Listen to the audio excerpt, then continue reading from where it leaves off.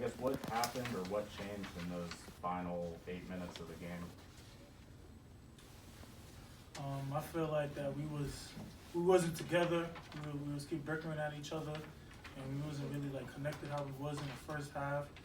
And playing together, we saw them hit a couple shots, and we got down on ourselves. And as a good team, I think nobody's supposed to get down on themselves, so we just got to regroup and talk it out. What do you think causes that bickering in those moments like that? Is it just shots not falling? Is it something else? I say just inexperience. When adversity hit tonight, we didn't come together to overcome. We didn't fight down the stretch, make adjustments. Number 12 got hot. We didn't make the proper adjustments.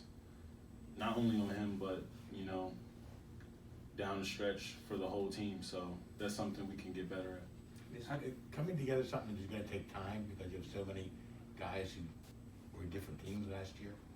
Yeah.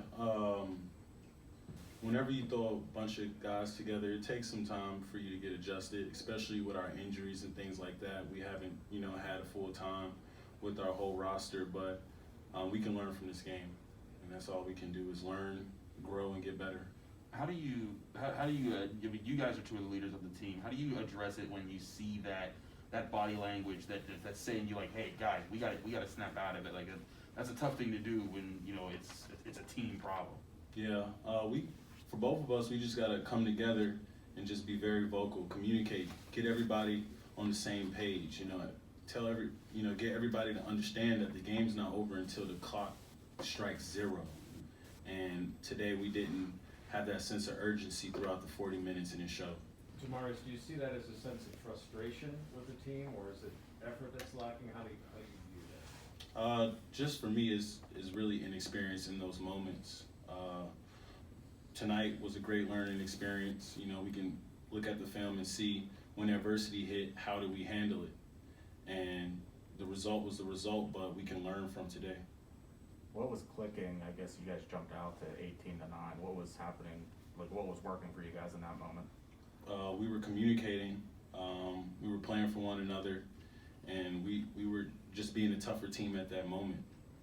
And it kind of went down once we started turning the ball over, and our energy went down from there. Offensively, what do you guys think this team needs to be doing better? It seems like in some moments there's a lack of energy, sometimes a lack of movement. I mean, but obviously you guys are actually out on the court playing. Like, what do you all think needs to improve? I feel like we need to improve on transition when we get it off the rebound and push. I'm more of a like wait until everybody's set because I don't think I'm physically faster than everybody to really push, but I gotta learn to keep pushing and find certain gaps where my shooters can get open and shoot the ball.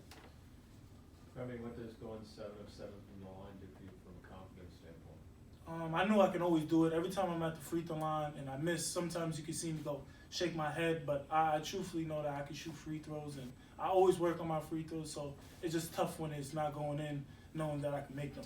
To a bigger extent, was that kind of the problem with the team? You can kind of miss, and guys were shaking their heads? Yeah, putting their head down, knowing that things they could do is just not clicking for them, because there's a lot of players on this team that spend like a lot of hours in the gym where it's unseen and coaches didn't see it. So it's just sometimes gets frustrated knowing that we're supposed to make those shots and we don't. What did you guys see out of Nate? Being a freshman, he did have 11 points. Some of it came, in the end there. But it seemed like early on he started the field, but then as he missed shots, he was one of those guys that was trying to figure it out, in the moment.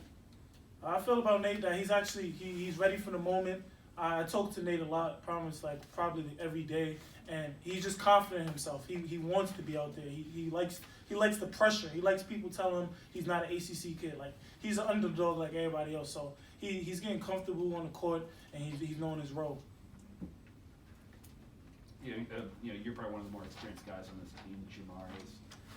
We had talked with Coach Cape a little bit earlier about how missing shots offensively can affect the team in other facets of the game, and it allows it to just kind of take over a team's mindset and have them flounder a little bit. What does it take for there to be a kind of separation there, for even if things aren't going well offensively, for a team to still be locked in other facets of the game?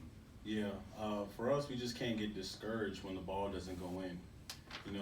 We can't let our offense dictate our defense, and we do that very frequently. So for us to have that mindset that defense is all that matters, offense will take care of itself, and not let the offense affect the defense, we'll be a better team. And I think that's the next step for us.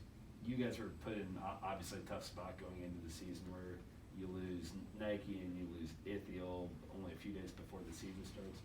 What, I guess, changes have been made offense? Like, how has this team's philosophy or strategy or identity changed offensively? And where do you guys feel like you are in that process of kind of trying to find things?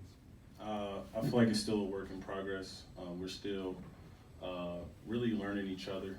And I think the more and more we gain experience and practice and in these games, it'll get better.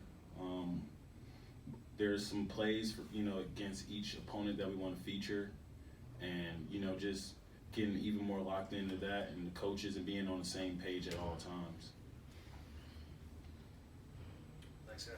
Thank you. Thanks, guys. Thank